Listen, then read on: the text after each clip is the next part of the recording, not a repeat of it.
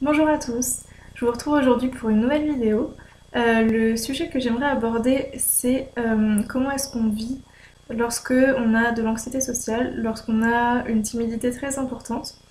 J'aimerais un petit peu vous montrer euh, quelles sont nos craintes, qu'est-ce qui se passe dans notre tête, comment on réagit, comment on peut essayer aussi d'éviter les situations. L'anxiété sociale, c'est la peur des autres. La peur des interactions avec les autres. Et en fait, l'anxiété sociale à plusieurs niveaux, elle peut être voilà, de très légère à très sévère. Une personne peut être un peu intimidée lorsqu'elle va rencontrer de nouvelles personnes, elle va avoir du mal à engager la discussion, ou alors elle va être stressée par exemple pour une présentation à l'oral en public où il y a vraiment beaucoup de monde. Mais ça va être assez, quand même assez léger, alors que parfois ça peut aller beaucoup plus loin. Cette peur, ce stress, cette appréhension, elle peut intervenir en fait dans toutes les interactions sociales et ça va être vraiment handicapant dans la vie de la personne. Et c'est là que on va parler vraiment de l'anxiété sociale très marquée, très sévère. On va entendre parler parfois de timidité maladive où ces personnes sont vraiment extrêmement angoissée, c'est plus qu'un stress, c'est vraiment angoissé d'interagir avec des gens, d'être en lien avec des gens. J'ai regardé la définition de l'anxiété. L'anxiété, c'est un trouble causé par la crainte d'un danger. Et donc, lorsqu'on est en situation de peur, de crainte, ça va se traduire par plusieurs points. Déjà, on va avoir une appréhension de rencontrer cette situation. Et le deuxième point, c'est la surévaluation du danger. Pour comparer, en fait, je sais pas, avec la peur des araignées, eh ben, vous allez avoir une appréhension des araignées, donc vous allez avoir vraiment l'appréhension rien que de les voir en images, de les voir à la télé, de voir des vidéos sur le téléphone, voilà, ça vous met pas bien déjà. Et donc, voir une araignée en vrai, ça vous fait vraiment stresser. C'est vraiment une peur irrationnelle, puisque déjà, même si elle n'est pas physiquement devant vous, vous avez peur. Et si elle est vraiment devant vous, bon là, ça va vous créer vraiment une peur importante. Et vous allez avoir des symptômes, on peut dire, des symptômes physiques.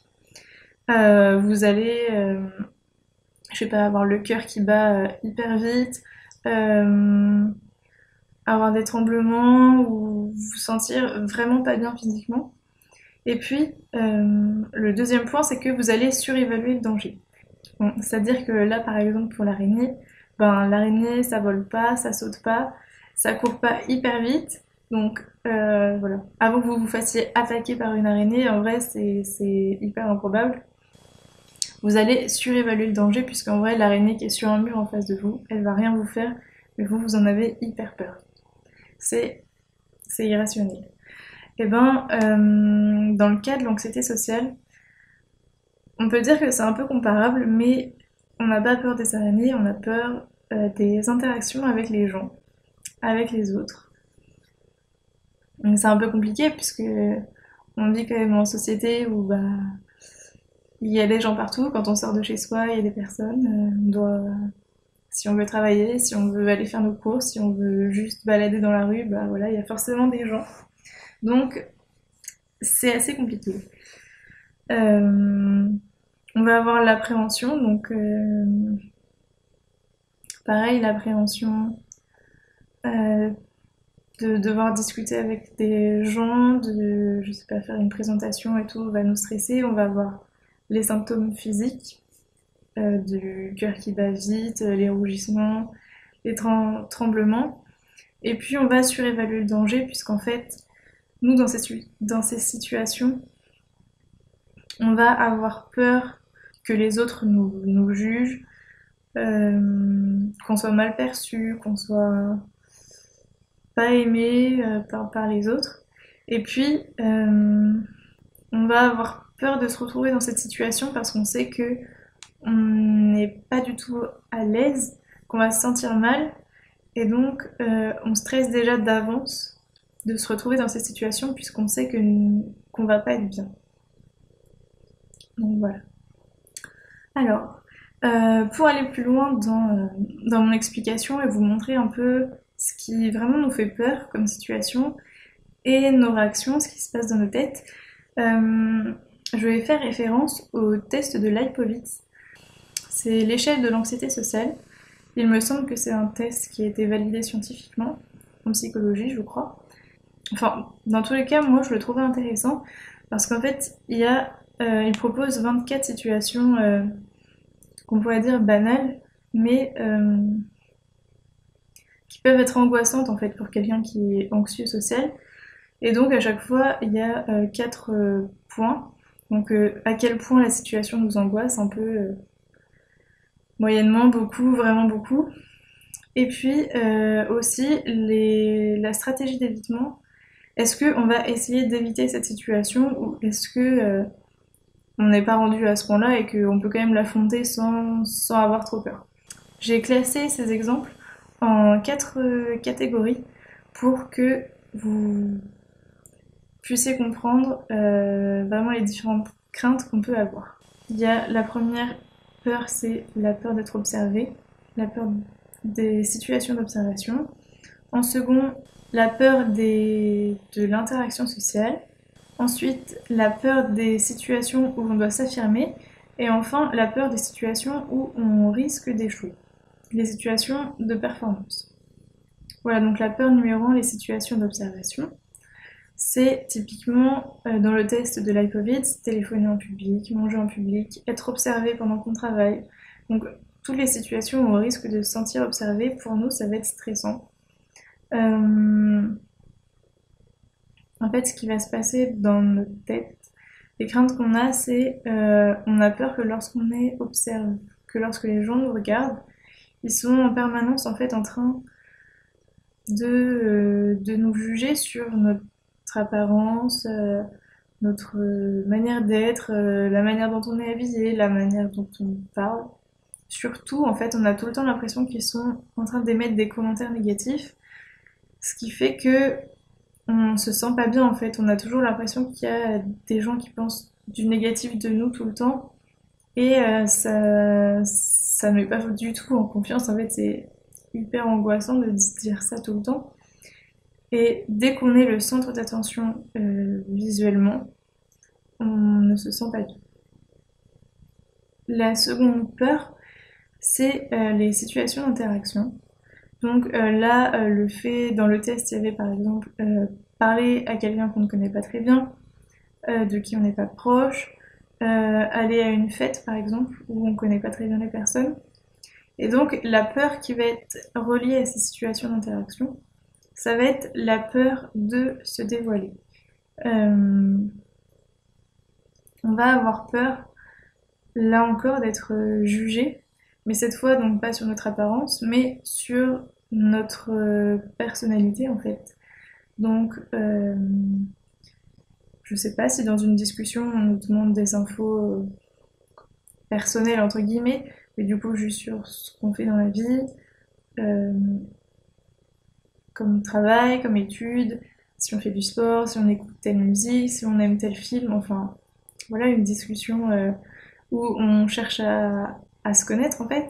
Et ben nous on va avoir peur d'être jugé sur ce qu'on aime, sur des choix qu'on a fait dans notre vie, alors que clairement il n'y a pas besoin d'approbation en fait. Bah, si vous aimez une musique, ça n'a pas besoin d'être validé par une autre personne et puis on s'en fiche, voilà, chacun ses goûts. Et donc nous en fait on va pas oser parler tant qu'on ne se sent pas en confiance avec la personne.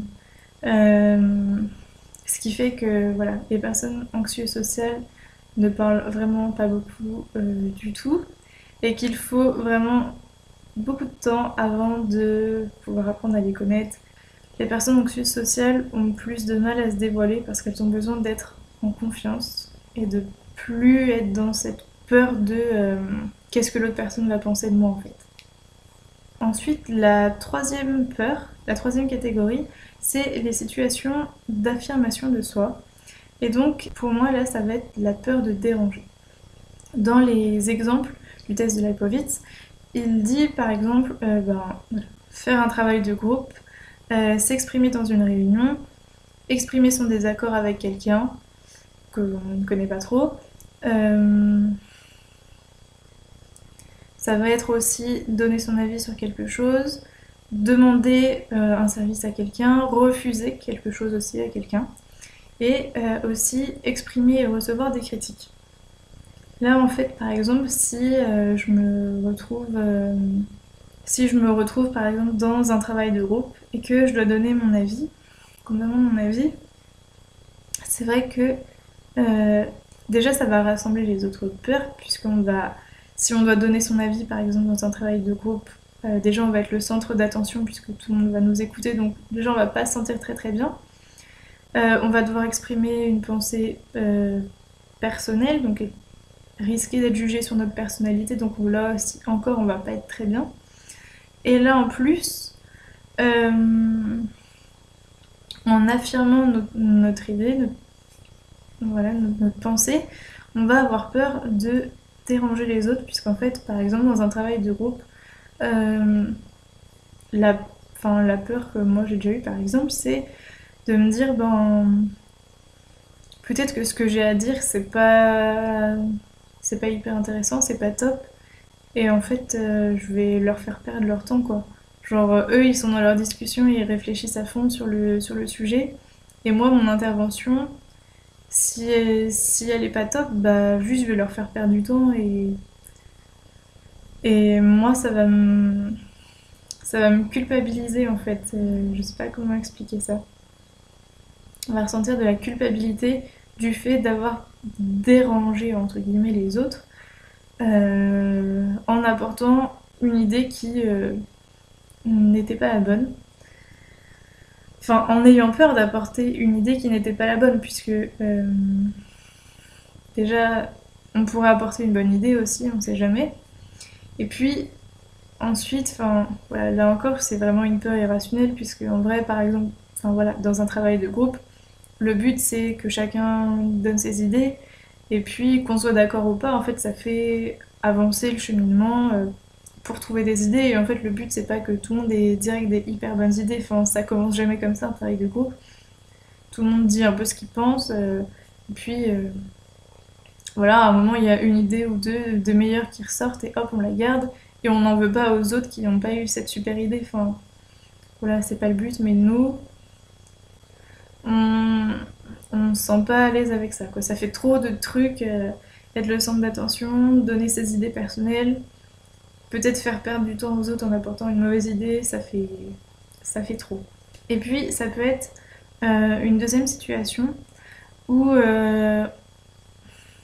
si je dois demander quelque chose à quelqu'un, même un mini service, hein, ou si je dois refuser quelque chose à quelqu'un parce que vraiment je peux pas.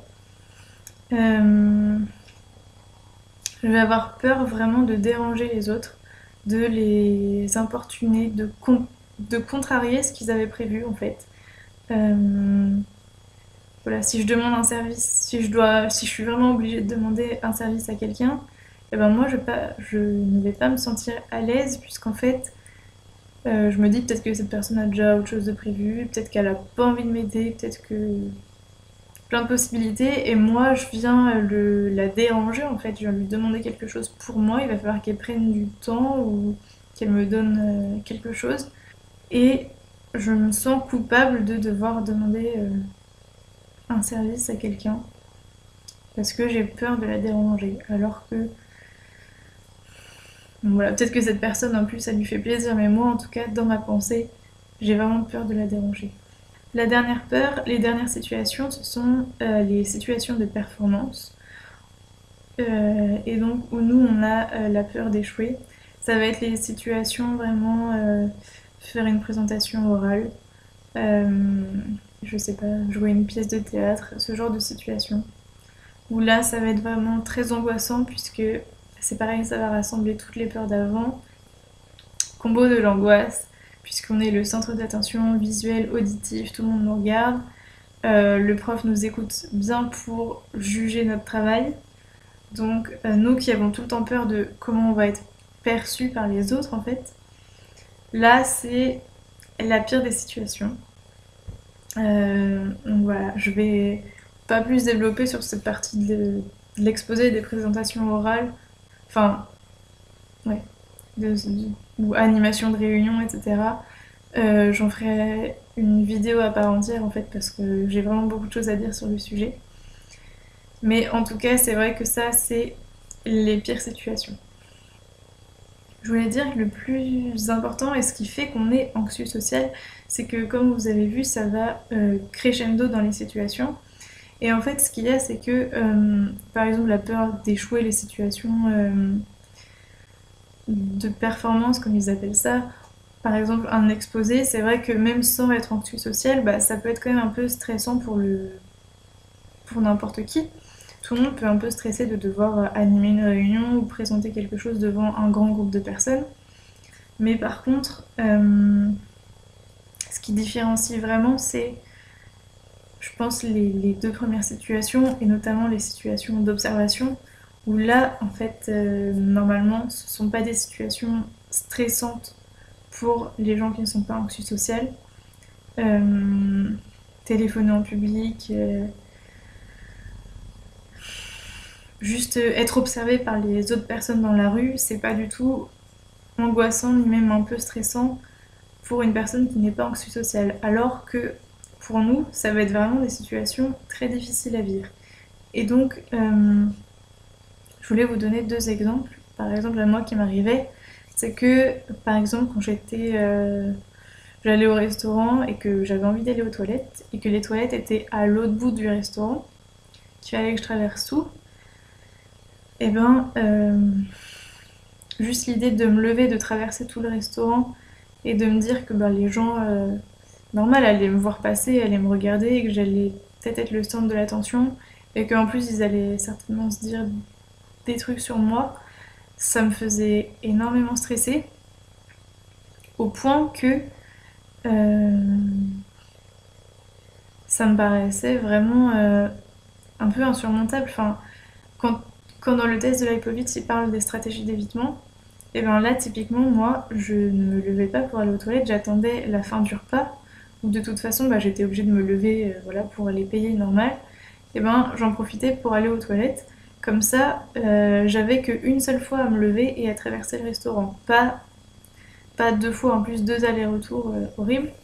Donc là, j'utilisais vraiment une stratégie d'évitement où je me retenais d'aller aux toilettes jusqu'à la fin pour ne pas avoir à traverser le restaurant et passer devant les gens parce que ça m'angoissait de me dire que les autres allaient me regarder. Voilà ce qui se passe dans la tête d'une personne qui est anxieux sociale. Et ce qui fait qu'en effet, c'est ce que je disais, c'est bloquant dans la vie, puisque juste une situation, voilà, se retenir d'aller aux toilettes quand t'es au resto, ça n'a pas de grosses conséquences, mais c'est juste pour dire que c'est pas une situation qui est censée être angoissante en fait. Sauf que pour nous, ça l'est, ce qui fait qu'on est en permanence dans un sentiment négatif, d'angoisse, où on n'est pas bien en fait, et où n'importe quelle situation banale peut devenir pour nous très compliquée, où on va beaucoup réfléchir à ce que j'y vais, à ce que j'y vais pas, et enfin, voilà, dans la vie, notre attention, notre énergie, elle devrait pas être focalisée en fait sur de si petites actions qui sont pas du tout importantes dans la vie. Sauf que pour nous, notre angoisse est tellement importante que finalement, on consacre beaucoup de temps, beaucoup d'énergie à lutter, à essayer de lutter contre cette peur. Et puis, je voulais donner un second exemple aussi qui, pour moi, exprime bien ce qu'est l'angoisse, l'anxiété sociale, euh, notamment par rapport aux situations d'observation. C'est une situation où, par exemple, ça m'est arrivé une fois d'être 10 minutes en retard à un cours. Et quand je suis arrivée, la porte était fermée, le cours avait déjà commencé en fait, donc il n'y avait pas un bruit. Et je me suis dit, faut que je vais devoir ouvrir la porte, tout le monde va tous les regards vont se retourner vers moi. En fait, je vais un peu arrêter le cours. En plus, c'était un cours d'anglais, donc la prof allait attendre de moi que je m'excuse en anglais et tout, et que j'aille m'asseoir à ma place. Ça voulait dire, je sais pas, 30 secondes d'arrêt, de pause, et où tout le monde se concentre sur moi. Et ben pour moi, cette situation, c'était vraiment insurmontable. Ça veut dire que j'étais dans le couloir, et juste de penser à ça, j'étais même pas encore rentrée, j'étais déjà stressée, j'étais déjà toute rouge, j'avais le cœur qui battait à 1000 à l'heure, j'avais chaud, j'avais des tremblements, j'étais pas bien. Et pour vous montrer à quel point l'angoisse sociale est importante, c'est que j'étais tellement stressée par ça que là encore j'ai utilisé une stratégie d'évitement, c'est que c'était tellement insurmontable pour moi que j'ai pas frappé à la porte, je suis pas rentrée. C'était un cours de 2 heures et donc j'ai attendu 3 quarts d'heure dans le couloir, que ce soit la pause et que les gens de ma classe sortent pour que moi je rentre au moment où tu vois, tout le monde parle entre eux, tout le monde discute, sort, et ben que moi je rentre, j'aille poser mes affaires comme si de rien n'était. Et que j'aille m'excuser à la prof, mais du coup, seule à seule quand personne me regarde en fait. Voilà à quel point l'anxiété sociale est quand même bloquant dans la vie, et quand même hyper importante. Je sais, en fait, je sais que c'était ridicule comme réaction, et en même temps, je l'ai fait. Et en même temps, je suis pas folle ou quoi. C'est juste que l'anxiété était tellement importante sur le moment. Quand, avec du recul et tout, je sais que c'est ridicule et que j'aurais dû y aller, que ça allait durer que 30 secondes et que c'est tout, que c'était pas grave. En plus, c'est des gens que je connaissais qui me voulaient pas de mal, enfin voilà. Mais pour moi, c'était insurmontable et sur le moment, l'anxiété était tellement forte que je ne pouvais pas rentrer. Je pouvais vraiment pas. Et ce que je voulais dire, c'est que ben, il faut aussi faire attention parce que lorsqu'on est lorsqu'on se retrouve dans ce genre de situation, en fait, c'est un peu un cercle vicieux et c'est facile, ça peut rapidement s'aggraver en fait parce que euh, si on n'est pas dans l'acceptation de soi, etc., et ben on peut se dire oh ben voilà, t'as même pas réussi à faire ça parce qu'en plus voilà, on sait en quelque sorte que c'est un peu ridicule, que on devrait réussir à faire ça alors que voilà, tout le monde y arrive. Donc nous on n'y arrive pas, donc on s'en veut, on se culpabilise, on se dit qu'on n'est même pas capable de faire ça, qu'on est nul. Et en fait, le fait de se dire ça, qu'on est nul et tout, et ben ça renforce encore plus notre peur, notre manque de confiance en nous. Ce qui fait que pour la situation prochaine, ben, avec tout ce qu'on se sera dit là, on arrivera avec une peur encore plus grande et toutes les situations vont vite devenir insurmontables en fait. Et donc c'est pour ça que il faut faire attention même quand ça nous arrive, faut pas s'en vouloir d'avoir fait ça, faut se dire que bah voilà, pour l'instant on n'était pas capable de le surmonter, mais qu'un jour on le sera et, et c'est tout. Il faut pas aller plus loin. Et voilà, j'espère avoir été assez claire dans mes exemples. Euh, pour les personnes qui n'ont pas d'anxiété sociale, voilà, vous avez certainement dû trouver ça hyper bizarre, les exemples que j'ai donnés. Mais voilà, j'espère que vous arriverez mieux à comprendre ce qui peut se passer dans notre tête. Et puis pour les personnes qui souffrent d'anxiété sociale, parce que ça fait extrêmement souffrir d'être dans cette situation, parce qu'on se rend compte qu'on n'arrive pas à faire des choses que la majorité des gens arrivent à faire. Ce sont des choses toutes simples qui nous bloquent dans la vie.